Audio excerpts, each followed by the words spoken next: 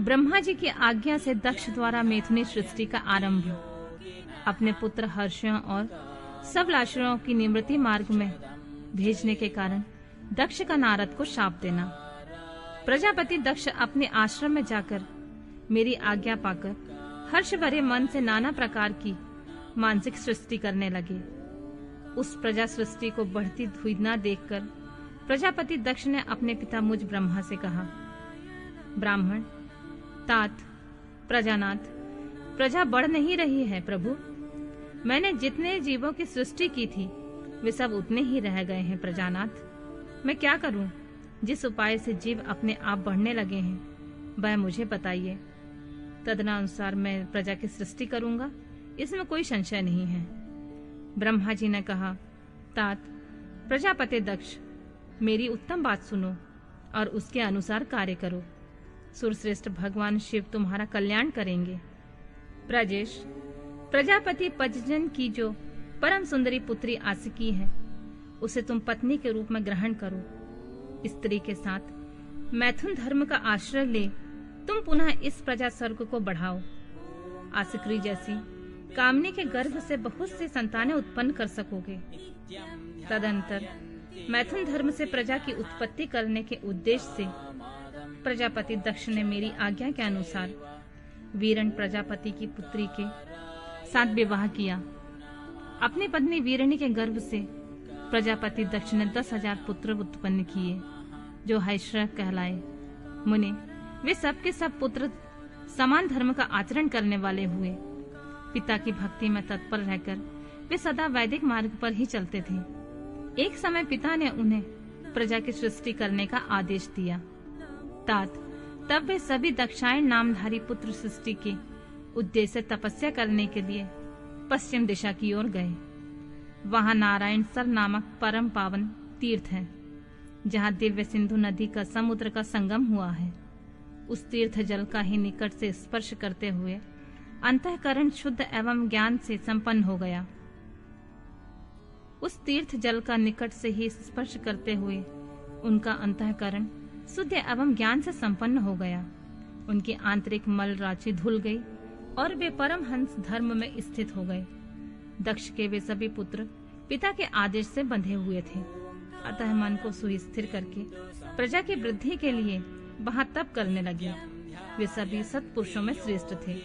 नारद, जब तुम्हें पता लगा कि हैश्रव गण सृष्टि के लिए तपस्या कर रहे हैं, तब भगवान लक्ष्मीपति के हार्दिक अभिप्राय को जानकर तुम स्वयं उनके पास गए और आदर पूर्वक यूं बोले, दक्ष पुत्र हैश्रवगण, तुम लोग पृथ्वी का अंत देखे बिना सृष्टि की रचना के लिए कैसे उद्यत हो गए?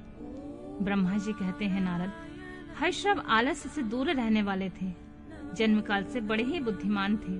वे सब के सब तुम्हारा उपयुक्त कथन सुनकर स्वयं उस पर विचार करने लगे। उन्होंने यह विचार किया कि जो उत्तम शास्त्र रूपी पिता के निवृत्ति पारक आदेश को नहीं समझता, वह केवल रज आदि गुणों पर विश्वास करने वाला पुरुष सृष्टि निर्माण का कार्य कैसे आरंभ कर सकता है। ऐसा निश्चय करके वे उत्तम बुद्धि वाले और एकाग्र चित्त वाले दक्ष कुमार नारद को प्रणाम करके उनकी परिक्रमा करके ऐसे पथ पर चले गए जहां जाकर कोई वापस नहीं लौटता। नारद, तुम भगवान शंकर के मन हो। मुने, तुम समस्त लोकों में अकेले विचरा करते हो। तुम्हारे मन में कोई विकार नहीं है, क्योंकि तुम सदा महेश्वर की मनोवृत्ति के अनुसार ही कार्य करते हो। जब बहुत समय बीत गया, तब मेरे पुत्र प्रजापति दक्ष को यह पता लगा कि मेरे सभी पुत्र नारद से शिक्षा पाकर नष्ट हो गए हैं, मेरे हाथ से निकल गए हैं। इससे उन्हें बड़ा दुख हुआ। वे बार बार यही कहने लगे, उत्तम संतानों का पिता होना शोक का ही स्थान है, क्योंकि श्रेष्ठ पुत्रों के बिछुड़ जाने से पिता को भी बड़ा कष्ट होता है। शिव के माया से मोहित होने से दक्ष को पुत्र वियोग के कारण बहुत शोक होने लगा। तब मैंने अपने बेटे को दक्ष को बड़े प्रेम से समझाया और सांत्वना दी।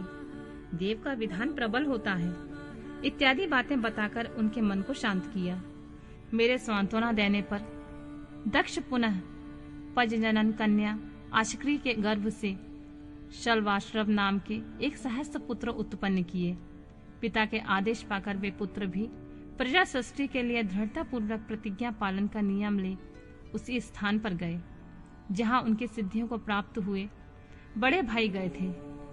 नारायण सरोवर के जल को स्पर्श होने मात्र से उनके सारे पाप नष्ट हो गए, अंतःकरण में शुद्धता आ गई और वे उत्तम व्रत के पालक सबलाश्रव बड़ा प्रणव का जप करते हुए बड़ी भारी तपस्या करने में लगे। उन्हें प्रजा सृष्टि के लिए उत्तम जान पुनः पहले की ही भांति ईश्वरीय गति का स्मरण करते हुए उनके पास गए और वही बात कहने लगी जो उनके भाइयों से पहले कह चुके थे। मुने, तुम्हारा दर्शन अमोघ है, इसलिए तुमने उनको भी भाइयों का ही मार्ग दिखाया। अतः वे भाइयों के पथ पर ही ऊर्ध्व गति को प्राप्त हुए। उसी समय प्रजापति दक्ष को बहुत से उत्पात दिखाई दिए। इससे मेरे पुत्र दक्ष को बड़ा विस्मय हुआ और वे मन ही मन दुखी हुए। फिर उन्होंने पूर्ववत तुम्हारी ही करतूत से अपने पुत्रों का नाश हुआ सुना। इससे उन्हें बड़ा आश्चर्य हुआ और वे पुत्र शोक से मूर्छित हो अत्यंत कष्ट का अनुभव करने लगे। फिर दक्ष ने तुम पर बड़ा क्रोध किया और कहा, वह नारद बड़ा दुष्ट है। देववश उसी समय तुम दक्ष पर अनुग्रह करने के लिए वहां पहुंचे।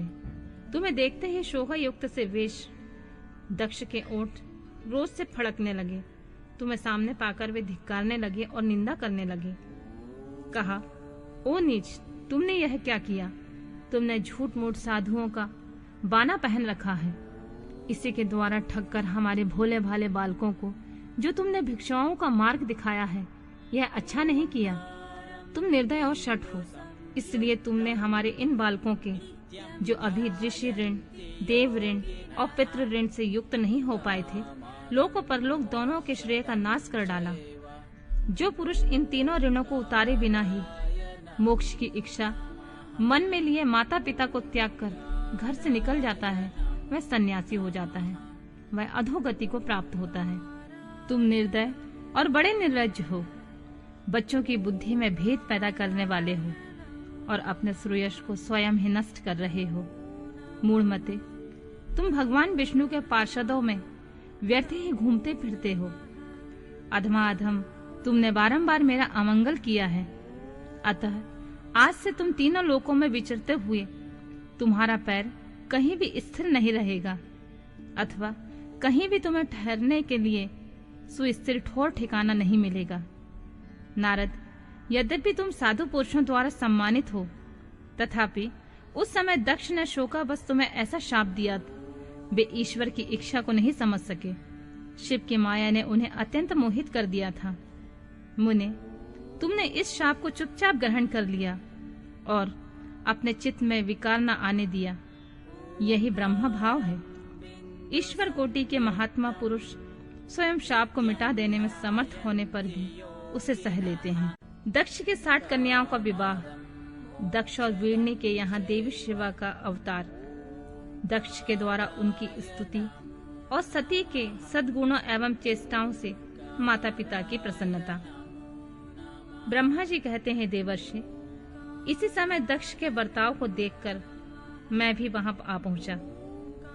पूर्ववत उन्हें शांत करने के लिए सांत्वना देने लगा।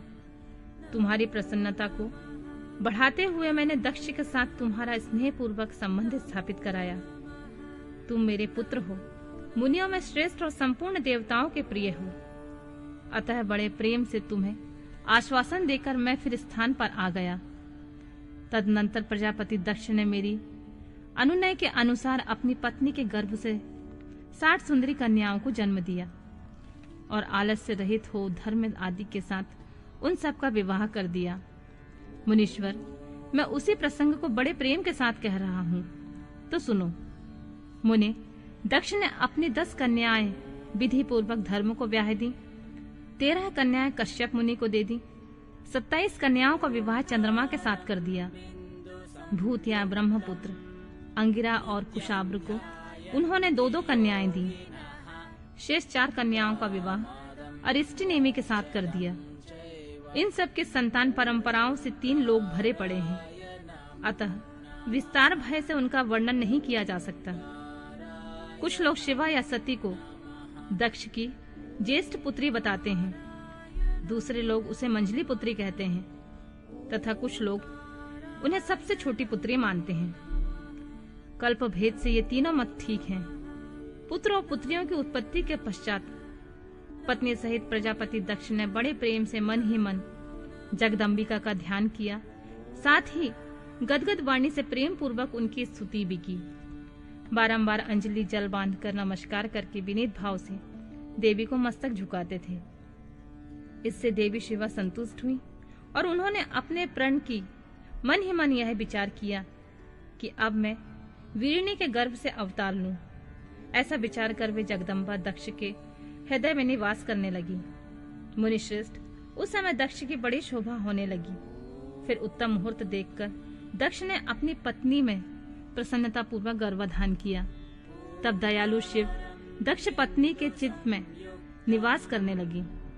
उनके गर्भधारण के सभी चिन्ह प्रकट हो गए। तात उस अवस्था में वीरिणी की शोभा बढ़ रही थी। उनके चित्त में अधिक हर्ष छा गया। भगवती शिवा के निवास के प्रभाव से वीरिणी मंगलमय रूपणी हो गई। दक्ष ने अपने कुल संप्रदाय, वेद ज्ञान और हार्दिक उत्साह के अनुसार प्रसन्नता पूर्वक पुनर्वसन एवं संस्कार संबंधी श्रेष्ठ क्रियाएं उत्पन्न की। क्योंकि कर्मों के अनुष्ठान के समय महान उत्सव हुआ, प्रजापति ने ब्राह्मणों को उनकी इच्छा के अनुसार धन दिया। उस अवसर पर वारिणी के गर्भ में देवी का निवास हुआ। यह जानकर श्री विष्णु आदि सभी देवताओं को बड़ी प्रसन्नता हुई। उन सब ने वहां आकर जगदम्बा का स्तवन किया और समस्त लोगों का उपकार करने वाली देवी शिवा को बारंबार प्रणाम किया। वे सब देवता प्रसन्नचित्त हो दक्ष प्रजापति तथा वीरिणी को भूरी भूरी प्रशंसा करके अपने अपने स्थान को लौट गए। नारद जब 9 महीने बीत गए तब लौलिक गति का निर्वाह कराकर 10वें महीने में पूर्ण होने पर चंद्रमा आदि ग्रहों तथा ताराओं की अनुकूलता से युक्त सुखद मुहूर्त में देवी शिवा शीघ्र ही अपनी माता के सामने प्रकट हुई। उनके अवतार लेते ही प्रजापति दक्ष बड़े प्रसन्न हुए। उन्हें अपने महान तेज से दीप्तमान देखकर उनके मन में यह विश्वास हो गया कि वे साक्षात शिवा देवी ही मेरी पुत्री के रूप में प्रकट हुई हैं। उस समय आकाश से फूलों की वर्षा होने लगी और मेघ जल बरसाने लगे। मुनीश्वर, सती के जन्म लेते ही संपूर्ण दिशाओं में तत्काल शांति छा गई।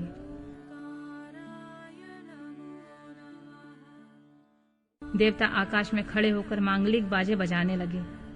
अग्निशालाओं में बुझी हुई अग्नियां सहसा प्रज्वलित हो उठी और सब कुछ मंगलमय हो गया।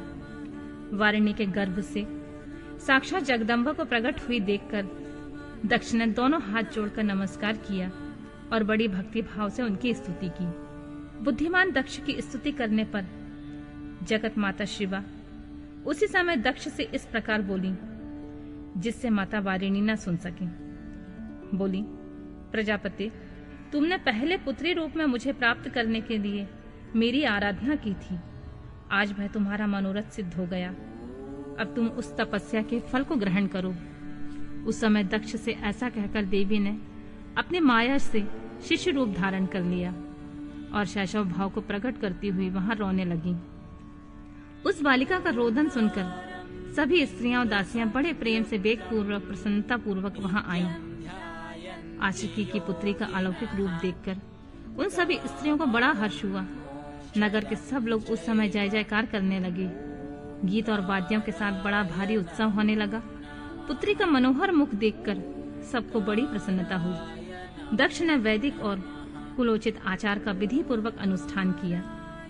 ब्राह्मणों को दान दिया और दूसरों को भी धन बांटा। सब और यथोचित गान और नृत्य होने लगे। भली भांति मंगल कृत्यों के साथ बहुत से बाजे बजने लगे। उस समय दक्ष ने समस्त गुणों की सत्ता से प्रशंसित होने वाली अपनी उस पुत्री का नाम प्रसन्नता पूर्वक उमा रखा।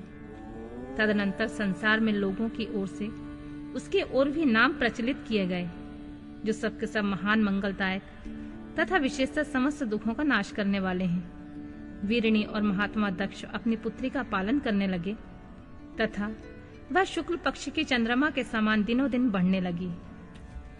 द्विजश्रेष्ठ, बाल्यावस्था में भी समस्त उत्तमोत्तम गुण उसमें उसी तरह प्रवेश करने लगे जैसे शुक्ल पक्ष में बाल चंद्रमा के समान मनोहारिणी कलाएं प्रविष्ट हो जाती हैं। दक्ष कन्या सती सखियों के बीच बैठी बैठी जब अपने भाव में निमग्न हो जाती थी, तब बारंबार भगवान शिव की मूर्ति को चित्रित करने लगती थी।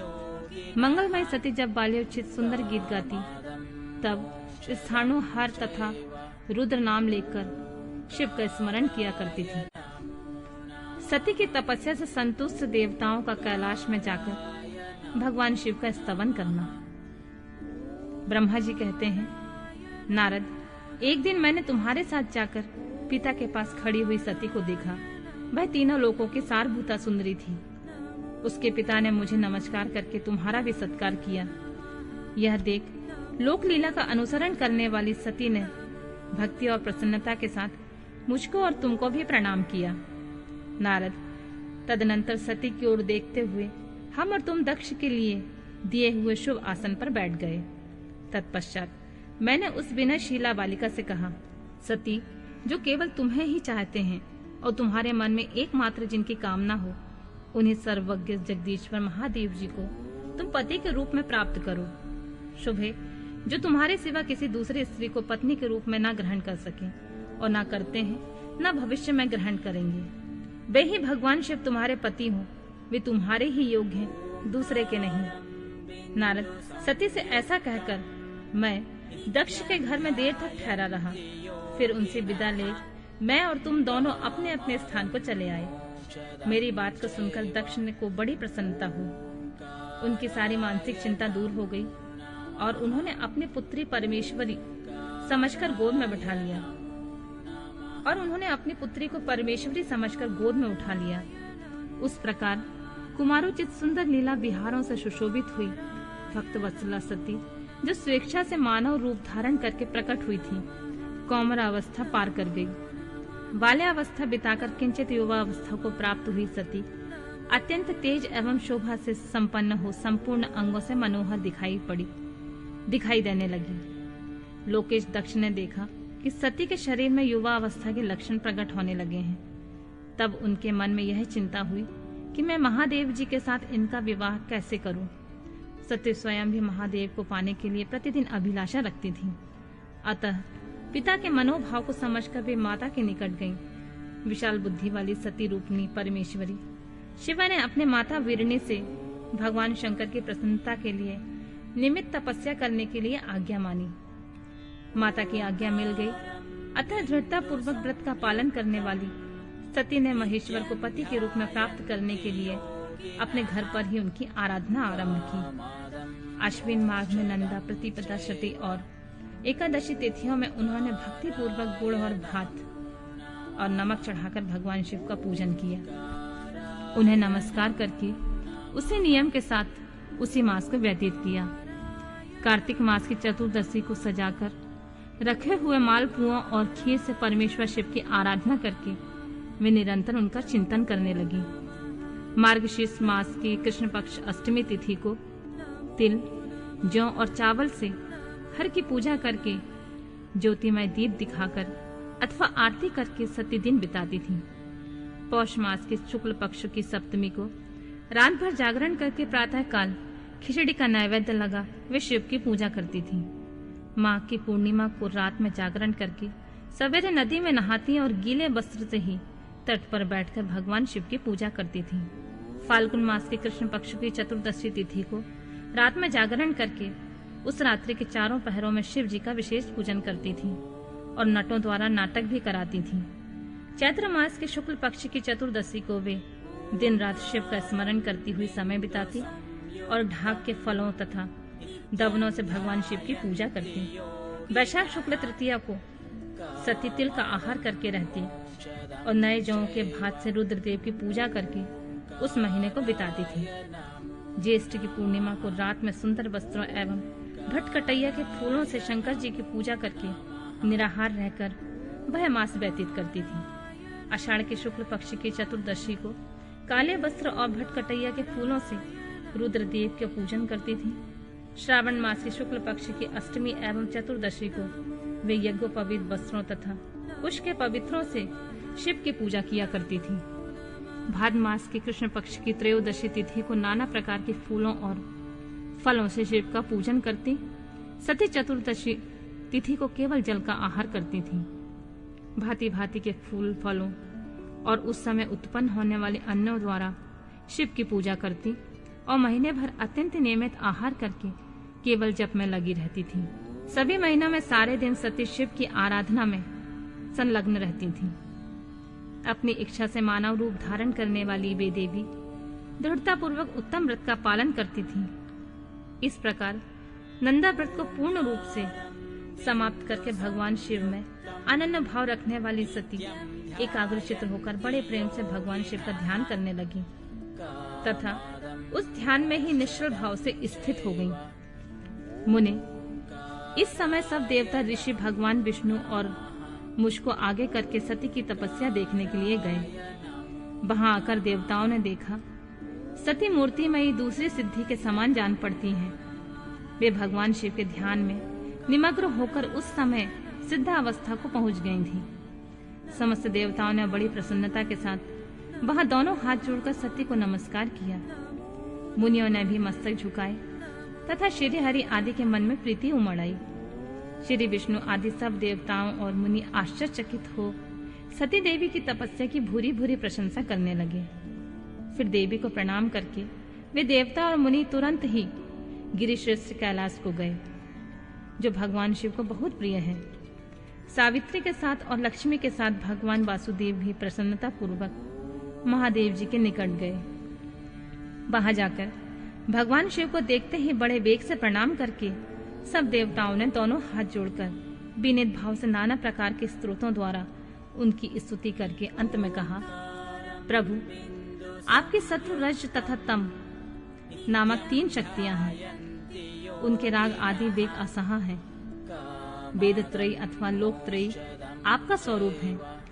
आप शरणागतों के पालक हैं तथा आपकी शक्ति बहुत बड़ी है, उसकी कहीं कोई सीमा नहीं है। आपको नमस्कार है दुर्गापते। जिनकी इंद्रियां दुष्ट हैं, बस में नहीं हो पाती हैं, उनके लिए आपकी प्राप्ति का कोई मार्ग सुलभ नहीं है। आप सदा भक्तों के उद्धार में तत्पर रहते हैं। आपका तेज छिपा हुआ है। आपको नमस्कार है। आपकी माया शक्ति रूपा जो अहम बुद्धि है, उसकी आत्मा का स्वरूप ढक गया है। अतएव यह मूढ़ बुद्धि जीव अपने स्वरूप को नहीं जान पाता है। आपकी महिमा का पार पाना अत्यंत कठिन है। हम आप महाप्रभु को मस्तक झुकाते हैं। ब्रह्मा जी कहते हैं, नारद, इस प्रकार महादेव जी की स्तुति करके श्री विष्णु आदि सभी देवता उत्तम भक्ति भाव से मस्तक झुकाए हुए प्रभु शिव जी के आगे चुपचाप खड़े हो गए। ब्रह्मा जी का रुद्रदेव से सती के साथ विवाह करने का अनुरोध, श्री विष्णु द्वारा अनुमोदन और श्री रुद्र की इसके लिए स्वीकृति।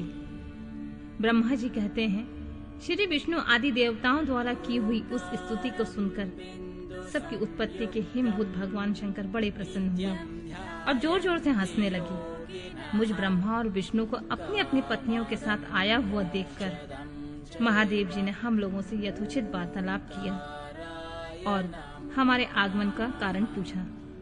रुद्र बोले, हे हरे, हे विधे, हे देवताओं और महर्षियों, आज निर्भय होकर यहाँ अपने आने का ठीक ठीक कारण बताओ। तुम लोग किस लिए यहाँ आए हो और कौन सा कार्य आ पड़ा है, यह सब मैं सुनना चाहता हूँ, क्योंकि तुम्हारे द्वारा की गई स्तुति से मेरा मन बहुत प्रसन्न है। मुने, महादेव जी के इस प्रकार पूछने पर भगवान विष्णु की आज्ञा से मैंने वार्तालाप आरंभ किया और कहा, देव देव महादेव, करुणा सागर प्रभु, हम दोनों इन देवताओं और ऋषियों के साथ जिस उद्देश्य से यहाँ आए हैं उसे सुनिए। वृषभ ध्वज, विशेषतः आपके लिए हमारा आगमन हुआ है, क्योंकि हम तीनों सहार्थी हैं। सृष्टि चक्र के संचालक के रूप में प्रयोजन की सिद्धि के लिए एक दूसरे के सहायक हैं। सहार्थी को सदा परस्पर यथायोग्य सहयोग करना चाहिए, अन्यथा यह जगत टिक नहीं सकता है। महेश्वर, कुछ ऐसे असुर उत्पन्न होंगे जो मेरे हाथ से मारे जाएंगे, कुछ भगवान विष्णु के, कुछ आपके हाथों नष्ट होंगे। महाप्रभु, कुछ असुर ऐसे होंगे जो आपकी वीर से उत्पन्न हुए पुत्र के हाथ से ही मारे जा सकेंगे। प्रभु, कभी कोई विरले या असुर ऐसे होंगे जो माया के हाथों द्वारा वध को प्राप्त होंगे। आप भगवान शंकर की कृपा से देवताओं को सदा उत्तम सुख प्राप्त होगा। घोर असुरों का विनाश करके आप जगत को सदा स्वास्थ्य एवं अभय प्रदान करेंगे। अथवा यह भी संभव है आपके हाथ से कोई भी असुर न मारे जाए, क्योंकि आप सदा योग युक्त रहते हुए राग द्वेष से रहित हैं तथा एकमात्र दया करने में ही लगे रहते हैं। ईश, यदि वे असुर भी अपराधित हों, आपकी दया से अनुग्रहित होते रहें, तो सृष्टि और पालन का कार्य कैसे चल सकता है? अतः वृषभध्वज, आपको प्रतिदिन सृष्टि आदि के उपयुक्त कार्य करने के लिए उद्यत रहना चाहिए। यदि सृष्टि पालन और संहार रूप कर्म न करने हो, तब तो हम माया से जो भिन्न भिन्न शरीर धारण किए हैं, उनकी कोई उपयोगिता अथवा औचित्य नहीं है। वास्तव में हम तीनों एक ही हैं, कार्य के भेद से भिन्न भिन्न देह धारण करके स्थित हैं। यदि कार्य भेद न सिद्ध हो, तब तो हमारे रूप भेद का कोई प्रयोजन ही नहीं है। देव, एक ही परमात्मा महेश्वर 3 स्वरूपों में अभिव्यक्त हुए हैं। इस रूप भेद से उनकी अपनी माया ही कारण है। वास्तव में प्रभु स्वतंत्र हैं। वे लीला के उद्देश्य से ही सृष्टि आदि का कार्य करते हैं।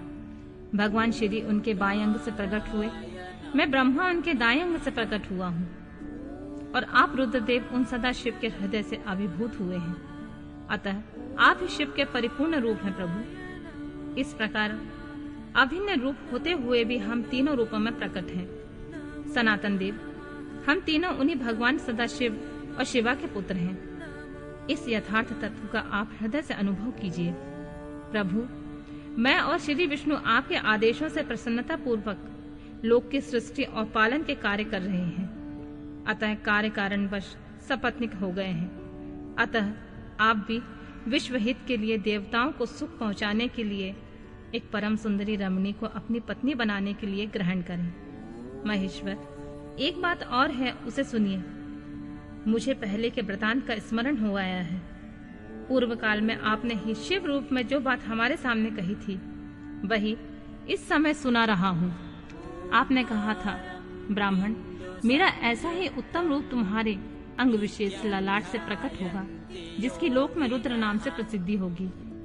तुम ब्रह्मा सृष्टिकर्ता हो गए, श्री हरि जगत का पालन करते हुए, और मैं सगुण रुद्र रूप होकर संहार करने वाला होऊंगा।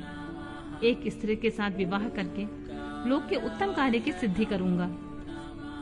अपनी कही हुई इस बात को याद करके आप अपनी ही पूर्व प्रतिज्ञा को पूर्ण कीजिए। स्वामी, आपका यह आदेश है कि मैं सृष्टि करूं, श्री हरि पालन करें, और आप स्वयं संहार के हेतु बनकर प्रकट हो। सो आप साक्षात शिव ही संहारकर्ता के रूप में प्रकट हुए हैं। आपके बिना हम दोनों अपना अपना कार्य करने में समर्थ नहीं हैं। अतएव आप ऐसी कामनी को स्वीकार करें जो लोक हित के कार्य में तत्पर रहे। शंभु, जैसे लक्ष्मी भगवान विष्णु की और सावित्री मेरी सहधर्मिणी है, उसी प्रकार आप अपनी जीवन सहचरी प्राण बल्लभा को ग्रहण कीजिए। मेरी यह बात सुनकर लोकेश्वर महादेव जी के मुख पर मुस्कुराहट दौड़ गई। वे श्री हरि के सामने मुझसे इस प्रकार बोले, ब्राह्मण, हरे, तुम दोनों मुझे सदा ही अत्यंत प्रिय हो। तुम दोनों को देखकर मुझे बड़ा आनंद मिलता है। तुम लोग समस्त देवताओं में श्रेष्ठ तथा त्रिलोकी के स्वामी हो। लोक हित के कार्य से मन लगाए रखने वाले तुम दोनों का वचन मेरी दृष्टि से अत्यंत गौरवपूर्ण है। किंतु सुरश्रेष्ठ गण, मेरे लिए विवाह करना उचित नहीं होगा, क्योंकि मैं तपस्या में संलग्न रहकर सदा संसार से विरक्त रहता हूँ, और योगी के रूप में मेरी प्रसिद्धि है, जो निवृत्ति में सुंदर मार्ग पर स्थित है। अपनी आत्मा में ही स्मरण करता आनंद मानता हूँ। निरंजन है, जिसका शरीर अवभूत हो, जो ज्ञानी, आत्मदर्शी और कामनाओं से शून्य है, जिसके मन में कोई विकार नहीं है, जो भोगों से दूर रहता है, तथा जो सदा अपवित्र और अमंगल वेशधारी है। उस संसार से कामनी से क्या प्रयोजन है?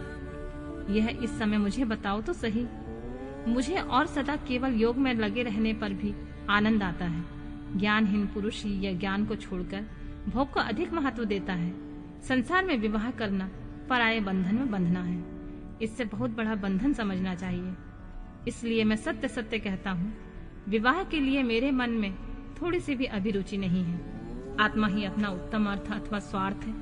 उसका भली भांति चिंतन करने के कारण मेरी लौकिक स्वार्थ में प्रवृत्ति नहीं है, तथा फिर जगत के हित के लिए तुमने जो कहा है उसे करूंगा। तुम्हारे वचन को गरिष्ठ मानकर अथवा अपनी कही हुई बात को पूर्ण करने के लिए मैं अवश्य विवाह करूंगा, क्योंकि मैं सदा भक्तों के वश में रहता हूँ। परंतु मैं जैसी नारी को प्रिय पत्नी के रूप में ग्रहण करूंगा, जैसी शर्त के साथ करूंगा, उसे सुनो। हरे ब्राह्मण, मैं जो कुछ कहता हूँ वह सर्वथा उचित है। जो नारी मेरे तेज को विभाग पूर्वक ग्रहण कर सके, जीयोगिनी तथा इच्छानुसार रूप धारण करने वाली हो, उसी को तुम पत्नी बनाने के लिए मुझे बताओ। जब मैं योग में तत्पर रहूं, तब उसे भी योगिनी बनकर रहना होगा। तब मैं काम सक्त हूँ, तब उसे कामनी के रूप में मेरे पास रहना होगा। वेद वेता विद्वान जिसे अविनाशी बतलाते हैं, उन ज्योति स्वरूप सनातन शिव का मैं सदा चिंतन करता हूँ और करता रहूंगा। ब्राह्मण, उन सदा शिव के चिंतन में जब मैं लगा हूँ, तभी उस भामिनी के साथ समागम कर सकता हूँ। जो मेरे शिव चिंतन में विघ्न डालने वाली होगी, वह जीवित नहीं रह सकती। उसे अपने जीवन से हाथ धोना पड़ेगा। तुम विष्णु और मैं तीनों ही ब्रह्मा स्वरूप शिव के अंशभूत हैं। अतः महाभागगण, हमारे लिए उनका निरंतर चिंतन करना ही उचित है। कमलासन, उनके चिंतन के लिए मैं बिना विवाह के ही रह लूंगा, किंतु उनका चिंतन छोड़कर विवाह नहीं करूंगा। अतः तुम मुझे ऐसी पत्नी प्रदान करो जो सदा मेरे कर्म के अनुकूल चल सके। ब्राह्मण, उससे भी मेरी एक और शर्त है, उसे भी तुम सुनो। यदि उस स्त्री का मुझ पर और मेरे वचनों पर अविश्वास होगा तो मैं उसे त्याग दूंगा। उनकी यह बात सुनकर मैंने और श्री हरि ने मंद मुस्कान के साथ मन ही मन प्रसन्नता का अनुभव किया। फिर मैं विनम्र भाव से होकर बोला, नाथ, महेश्वर, प्रभु, आपने जैसे नारी की खोज आरंभ की है, वैसे ही स्त्री के विषय में मैं आपको प्रसन्नता पूर्वक कह रहा हूँ। साक्षात सदाशिव की धर्म पत्नी जो उमा है, वे ही जगत का कार्य सिद्ध करने के लिए भिन्न भिन्न रूप में प्रकट हुई हैं।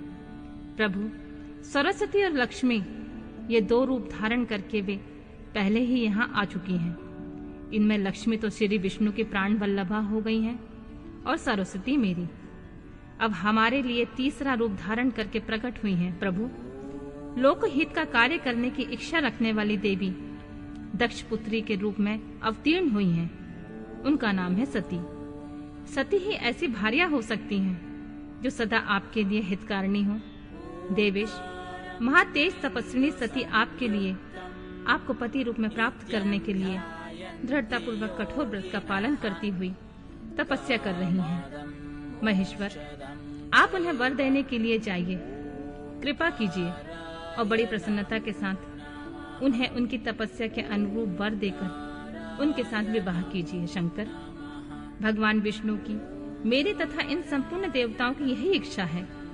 आप अपने शुभ दृष्टि से हमारी इस इच्छा को पूर्ण कीजिए, जिससे हम आदर पूर्वक इस उत्सव को देख सकें। ऐसा होने में तीनों लोकों में सुख देने वाला परम मंगल होगा और सबकी सारी चिंताएं मिट जाएंगी। इसमें कोई संशय नहीं है। तदनंतर मेरी बात समाप्त होने पर लीला विग्रह धारण करने वाले भक्त वत्सल परमेश्वर से मधुसूदन ने इसी का समर्थन किया। तब भक्त वत्सल भगवान शिव ने हंसकर कहा, बहुत अच्छा, ऐसा ही होगा। ऐसा कहने पर हम दोनों आज्ञा ले अपनी पत्नी और देवताओं तथा मुनियों के साथ अत्यंत प्रसन्न होकर अपने अभीष्ट स्थान को चले गए। सती को शिव से वर की प्राप्ति तथा भगवान शिव का ब्रह्मा जी को दक्ष के पास भेजकर सती का वरण करना। ब्रह्मा जी कहते हैं, मुने, उधर सती ने आश्विन मास में शुक्ल पक्ष की अष्टमी तिथि को उपवास करके भक्ति भाव से सर्वेश्वर शिव का पूजन किया। इस प्रकार नंद व्रत पूर्ण होने पर 9वीं तिथि के दिन वे ध्यान मग्न हुई। सती को भगवान शिव ने प्रत्यक्ष दर्शन दिया। उनका अविग्रह सर्वांग सुंदर तथा गौण वर्ण वाला था। उनके 5 मुख थे, प्रत्येक मुख में 3-3 नेत्र थे। भाल देश में चंद्रमा शोभा दे रहा था। उनका चित्त प्रसन्न था और कंठ में नील चिन्ह दृष्टिगोचर होता था। उनकी 4 भुजाएं थीं। उन्होंने हाथों में त्रिशूल, ब्रह्म कपाल, वर तथा अभय धारण कर रखे थे। भस्ममय अंगराग से उनका सारा शरीर उद्दासित हो रहा था। गंगा जी उनके मस्तक की शोभा बढ़ा रही थी। उनके सभी अंग बड़े मनोहर थे। वे महान लावण्य के धाम जान पड़ते थे। उनके मुख करोड़ों चंद्रमा के समान प्रकाशमान हो रहे थे। उनकी अंग कांति करोड़ों कामदेव को निष्कृत कर रही थी तथा उनकी आकृति स्त्रियों के लिए सर्वथा ही प्रिय थी। सती ने ऐसे सौंदर्य माधुर्य से युक्त प्रभु महादेव जी को प्रत्यक्ष देखकर उनके चरणों की वंदना की। उस समय उनका मुख लज्जा से झुका हुआ था। तपस्या के पुण्य का फल प्रदान करने वाले महादेव जी उन्हीं के लिए कठोर व्रत धारण करने वाली सती को पत्नी बनाने के लिए प्राप्त करने की इच्छा रखते हुए उनसे इस प्रकार बोले। कहा, उत्तम व्रत का पालन करने वाली दक्षनंदिनी, मैं तुम्हारे इस व्रत से बहुत प्रसन्न हूँ, इसलिए कोई वर मांगो। तुम्हारे मन को जो अभीष्ट होगा वही वर मैं तुम्हें दूंगा। ब्रह्मा जी कहते हैं, मुने, जगदीश्वर महादेव जी यद्यपि सती के मनोभाव को जानते थे तो वे भी उनकी बात सुनने के लिए बोले, कोई वर मांगो। परंतु सती लज्जा के अधीन हो गई थी, इसलिए उनके हृदय जो बात थी वो स्पष्ट शब्दों में कह न सकी। उनका जो अभीष्ट मनोरथ था वह लज्जा से आच्छादित था। प्राण बल्लभ शिव के प्रिय वचन सुनकर सती अत्यंत प्रेम में मग्न हो गई। इस बात को जानकर भक्त वत्सल भगवान शिव बड़े प्रसन्न हुए और शीघ्रता पूर्वक बारंबार कहने लगे, वर मांगो, वर मांगो। सत्पुरुषों के आश्रयभूत अंतर्यामी शंभु सती की भक्ति के वशीभूत हो गए थे। तब सती ने अपनी लज्जा को रोककर महादेव जी से कहा, वर देने वाले प्रभु, मुझे मेरी इच्छा के अनुसार ऐसा वर दीजिए जो टल न सके। भक्त वत्सल भगवान शंकर ने देखा सती अपनी बात पूरी नहीं कह पा रही हैं। तब वे स्वयं ही उनसे बोले, देवी, तुम मेरी भार्या हो जाओ। अपने अभिष्ट फल को प्रकट करने वाले उनके इस वचनों को सुनकर आनंद मग्न हुई सती चुपचाप खड़ी रह गई, क्योंकि मनोवांछित फल पा चुकी थी। फिर दक्ष कन्या प्रसन्न हो अपने दोनों हाथ जोड़कर मस्तक झुकाकर भक्त वत्सल शिव से बारंबार कहने लगी, देवादिदेव महादेव, प्रभु जगतपति, आप मेरे पिता को कहकर वैवाहिक विधि से मेरा पारिग्रहण करें। ब्रह्मा जी कहते हैं, नारद, सती की यह बात सुनकर भक्त वत्सल महेश्वर ने प्रेम से उनकी ओर देखकर कहा, प्रिय, ऐसा ही होगा। तब दक्ष कन्या सती भी भगवान शिव को प्रणाम करके भक्ति पूर्वक विदा मांगी। जाने की आज्ञा प्राप्त करके मोह और आनंद से युक्त माता के पास लौट गई।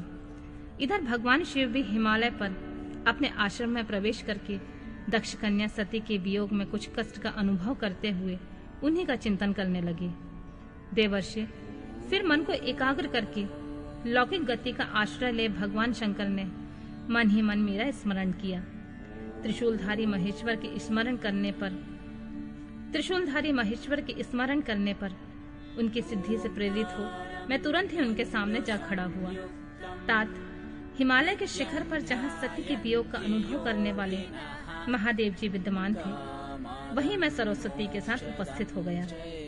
देवर्षि, सरस्वती सहित आया मुझे देख सती के प्रेम पाश में बंधे हुए शिव जी उत्सुकता पूर्वक बोले, ब्राह्मण, जब से विवाह के कार्य में स्वार्थ बुद्धि कर बैठा हूँ, तब से अब मुझे इस स्वार्थ में ही स्वतः तुझसा प्रतीत होता है। दक्ष कन्या सती ने बड़ी भक्ति से मेरी आराधना की है। उसके नंदा व्रत के प्रभाव से मैंने उसे अभीष्ट वर देने की घोषणा की है। ब्राह्मण, तब उसने मुझसे यह वर मांगा कि आप ही मेरे पति हो जाइए। यह सुनकर सर्वथा संतुष्ट होकर मैंने यह कह दिया, तुम मेरी पत्नी हो जाओ। अब दक्षायनी सती मुझसे बोली, जगतपते, आप मेरे पिताजी को सूचित करके वैवाहिक विधि से मुझे ग्रहण करें। ब्राह्मण, उसके भक्ति से संतोष होने के कारण मैंने उसका यह अनुरोध स्वीकार कर लिया। विधाता, तब सती अपनी माता के घर चली गई और मैं यहाँ चला आया। इसलिए अब तुम मेरी आज्ञा से दक्ष के घर जाओ और ऐसा यत्न करो जिससे प्रजापति दक्ष शीघ्र ही मुझे अपनी कन्या का दान कर दें। उनके इस प्रकार आज्ञा देने पर मैं कृतकृत हो और प्रसन्न हो गया तथा उन भक्त वत्सल विश्वनाथ से इस प्रकार बोला, भगवान शंभु, आपने जो कुछ कहा है उस पर भली भांति विचार करके हम लोगों ने पहले ही उसे सुनिश्चित कर दिया है। वृषभध्वज, इसमें मुख्यतः देवताओं और मेरा भी स्वार्थ है। दक्ष स्वयं ही आपको अपनी कन्या प्रदान करेंगे, किंतु आपकी आज्ञा से भी उनके सामने आपका संदेश कह दूंगा। सर्वेश्वर महाप्रभु महादेव से ऐसा कहकर मैं अत्यंत वेग वाली रथ के द्वारा दक्ष के घर जा पहुंचा। नारद जी ने पूछा, वक्ताओं में श्रेष्ठ महाभाग विधाता, बताइए, जब सती घर पर लौटकर आईं, तब दक्ष ने उनके लिए क्या किया? ब्रह्मा जी ने कहा, तपस्या करके मनोवांछित वर पाकर सती जब घर को लौट गईं, तब वहां उन्होंने माता पिता को प्रणाम किया। सती ने अपनी सखी के द्वारा माता पिता को तपस्या संबंधी सब समाचार कहलवाया। सखी ने यह भी सूचित किया कि सती को महेश्वर से वर की प्राप्ति हुई है और वे सती की भक्ति से बहुत संतुष्ट हुए हैं। सखी के मुंह से सारा वृतांत सुनकर माता पिता को बड़ा आनंद प्राप्त हुआ और उन्होंने महान उत्सव किया। उदार चित्ता दक्ष और महामनस्वी वीरणी ने ब्राह्मणों को उनकी इच्छा के अनुसार द्रव्य दिया और अन्यान धन तथा अंधों को और दीनों में बांट दिया। प्रसन्नता बढ़ाने वाली अपनी पुत्री को हृदय से लगाकर माता वीरणी ने उनका मस्तक सूंघा और आनंद मग्न होकर उसकी बारंबार प्रशंसा की। तदनंतर कुछ काल व्यतीत होने पर धर्मज्ञों में श्रेष्ठ दक्ष इस चिंता में पड़े कि मैं अपनी पुत्री का विवाह भगवान शंकर के साथ किस तरह करूं। महादेव जी प्रसन्न हो आए थे, पर वे तो चले गए। अब मेरी पुत्री के लिए फिर वे कैसे यहाँ आएंगे? यदि शीघ्र किसी को भगवान शंकर के निकट भेजा जाए तो यह भी उचित नहीं जान पड़ता, क्योंकि यदि वे इस तरह अनुरोध करने पर भी मेरी पुत्री को ग्रहण न करें तो मेरी याचना निष्फल हो जाएगी। इस प्रकार वे चिंता में पड़े हुए प्रजापति दक्ष के सामने मैं सरस्वती के साथ सहसा उपस्थित हुआ। मुझ पिता को आया हुआ देख दक्ष प्रणाम करके विनीत भाव से खड़े हो गए। उन्होंने मुझ स्वयंभू को यथायोग आसन दिया। तदनंतर दक्ष ने जब मेरे आने का कारण पूछा, तब मैंने सब बातें बताकर उनसे कहा, प्रजापति, भगवान शंकर ने तुम्हारी पुत्री को प्राप्त करने के लिए निश्चय ही मुझे तुम्हारे पास भेजा है। इस विषय में जो श्रेष्ठ कृत है उसका निश्चय करो। जैसे सती ने नाना प्रकार के भावों से तथा सात्विक व्रत के द्वारा भगवान शिव की आराधना की है, उसी तरह वे भी सती की आराधना करते हैं। इसलिए दक्ष भगवान शिव के लिए ही संकल्पित और प्रकट हुई अपनी इस पुत्री को तुम अविलंब उनकी सेवा में सौंप दो। इससे तुम कृतकृत हो जाओगे। मैं नारद के साथ जाकर उन्हें तुम्हारे घर ले आऊंगा। फिर तुम उन्हीं के लिए उत्पन्न हुई अपनी यह कन्या उनके हाथ में दे दो। ब्रह्मा जी बोले, नारद, मेरी यह बात सुनकर मेरे पुत्र दक्ष को बड़ा हर्ष हुआ। वे अत्यंत प्रसन्न होकर बोले, पिताजी, ऐसा ही होगा। मुने, तब मैं अत्यंत हर्षित होकर वहां से उस स्थान को लौटा जहां लोक कल्याण में तत्पर रहने वाले भगवान शिव बड़ी उत्सुकता से मेरी प्रतीक्षा कर रहे थे। नारद, मेरे लौट आने पर स्त्री और पुत्री सहित प्रजापति दक्ष भी पूर्ण काम हो गए। वे इतने संतुष्ट हुए मानो अमृत पीकर अघा गए हों।